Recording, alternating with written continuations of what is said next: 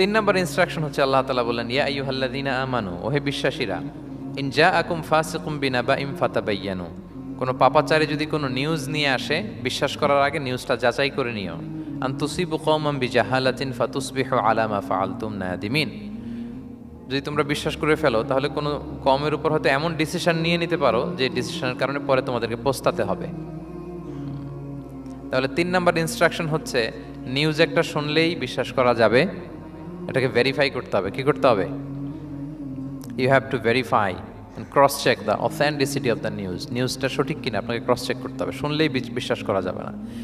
এটা বর্তমান সময়ের সাথে অনেক বেশি প্রাসঙ্গিক। এত হোক্স নিউজ এখন, এত এত রুমার্স, এত ফেক নিউজ সোশ্যাল মিডিয়াগুলোতে, ইভেন মেইন স্ট্রিম মিডিয়াও যা প্রচার করে সবই যে আপনি বিশ্বাস করতে পারবেন তাও না, ওইটাও একটু ক্রস চেক করে নিতে হবে। এদেরও কিছু প্রোপাগান্ডা থাকে আবার, এরাও নিউজকে এমনভাবে অনেক সময় করে তাদের সুবিধার্থে। সো আপনার চোখ কান খোলা রেখে অনেকগুলো নিউজ একসাথে মিলিয়ে তারপরে বিশ্বাস করতে হবে। কিন্তু আমাদের সরল মনা অনেক ভাইদের যেটা হয়, ফেসবুকে একটা কিছু দেখে আমরা মনে করি যেটা সঠিক, ফলে কি করি? শেয়ার দিয়ে ফেলি। কি করি? শেয়ার দেই। আবার আপনার বন্ধুরা শেয়ার দেয়, ফলে মুহূর্তে একটা রুমর, একটা গুজব ছড়িয়ে পড়ে সমাজে, কিন্তু আদতে এটার সাথে কোনো মিলই নাই বাস্তবতার। এরকম হয় কি হয় না বলেন তো?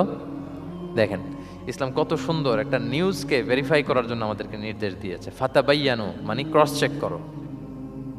কোনো সংবাদ আসলেই চিলে কান নিয়ে গেছে শুনলে চিলের পেছনে দৌড় দিবেন নাকি? না আগে প্রথমে কি করবেন? এটা দেখে নিতে হবে যে আসলে কি কান নিয়ে গেল না রয়ে গেল। এই আয়াত নাজিলের একটা প্রেক্ষাপট আছে, সেটা কি? পঞ্চম হিজরিতে বনুল মুস্তালিকের যুদ্ধে যখন আল্লাহ হাবিব ইসলাম জয়লাভ করলেন, বনুল মুস্তালিকের সবাই মুসলিম হলো।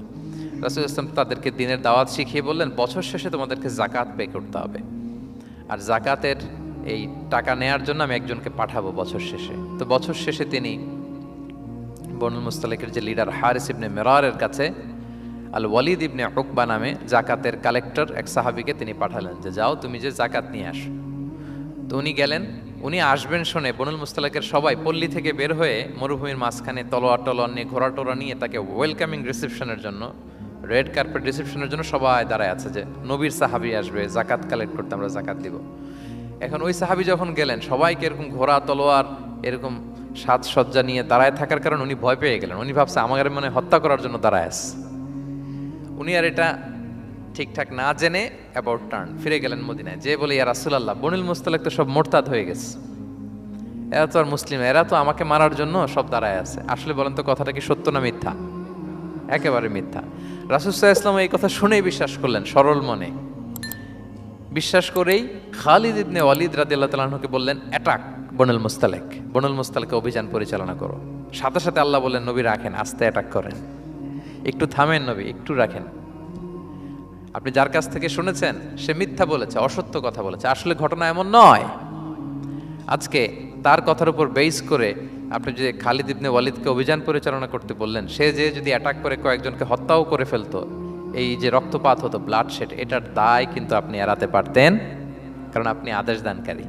আল্লাহ রাসূল সাল্লাল্লাহু আলাইহি ওয়াসাল্লামকে থামালেন আল্লাহ তাআলা আয়াত নাজিল করে যে আপনি ক্রস চেক করেন। পরে রাসূল সাল্লাল্লাহু আলাইহি ওয়াসাল্লাম ক্রস চেক করে লোক পাঠিয়ে জানলেন যে না, এমন কিছুই নয়, তারা কেউ মুরতাদ হয় নাই, সবাই তারা মুসলিমই আছে, তারা ওয়েলকামের জন্য আসছিল, উনি ভাবছে যে ওনাকে হত্যা করার জন্য দাঁড়ায় আছে। তাহলে চিন্তা করছেন যুগে যুগে এই সমস্যা আছে না নাই বলেন? রাসূল সাল্লাল্লাহু আলাইহি ওয়াসাল্লামের জীবনীতে এই ঘটনা ঘটিয়ে আমাদের চোখে আঙ্গুল দিয়ে আল্লাহ তাআলা বুঝাতে চাইলেন যে কোনো নিউজ আসলেই এটা ভেরিফাই না করে বিশ্বাস করা যাবে না। যত মেইন স্ট্রিম মিডিয়া হোক, ওটা শুনলে আপনি আরও আপনার সোর্স থেকে আপনি একটু জানবেন, এরপরে আপনি বিশ্বাস করবেন। নাকি বিশ্বাস না করে শেয়ার দিবেন? আপনি কি জানেন যে একটা কথা শুনেই ক্রস চেক না করে অ্যাকশনে যাওয়াতে কত পরিবার ভেঙে যায়, কত সম্পর্ক ভেঙে যায়? আমাদের মধ্যে এই প্রবণতা আছে। আপনার ছেলের ব্যাপারে একজন একটা কথা বললো, এসে ছেলের মারপিট, জিজ্ঞেসও করেন না এটা। আপনার মেয়ের ব্যাপারে একজন এসে একটা বাজে কথা বলছে, এসেই আপনি মেয়ের সাথে খারাপ আচরণ।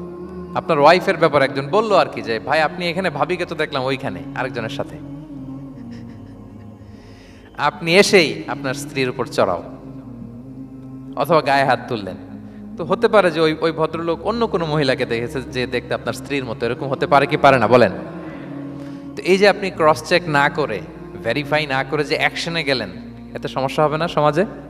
পরিবার ভাঙে, সমাজে সম্পর্ক নষ্ট হয়, কলহ বাঁধে। এই জন্য আল্লাহ তাআলা বলেন যে সোসাইটিটাকে যদি পিসফুল করতে চাও, ইদা জাআকুম ফাসিকুম বিনাবাইন ফাতাবায়ানু, নিউজ আসলেই বিশ্বাস করো না। You have to cross check, you have to justify and you have to verify the news. মনে থাকবে? তাহলে আজকে থেকে ফেসবুকে একটা পেলে আমরা কি করব? শেয়ার দিয়ে দিব। কি শেয়ার দিবেন না? কি করব? যাচাই বাছাই করব, ক্রস চেক করব।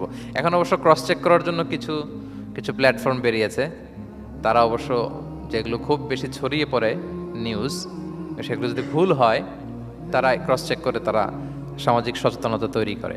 তো আমরা প্রত্যেকেই দায়িত্বশীল হলে এই গুজবগুলো স্প্রেড করা থেকে আমরা বিরত থাকতে পারি। নিউজ শুনলেই আমরা এখন বিশ্বাস করব না, আগে ক্রস চেক করে নেব, তা না হলে আমরা বিপদে পড়তে পারি। কি বলেন? এমন কোনো কাজ করে ফেলতে পারি যেটার কারণে পরে লজ্জিত হব। তো আমরা আগে থেকেই সাবধান হয়ে যাই।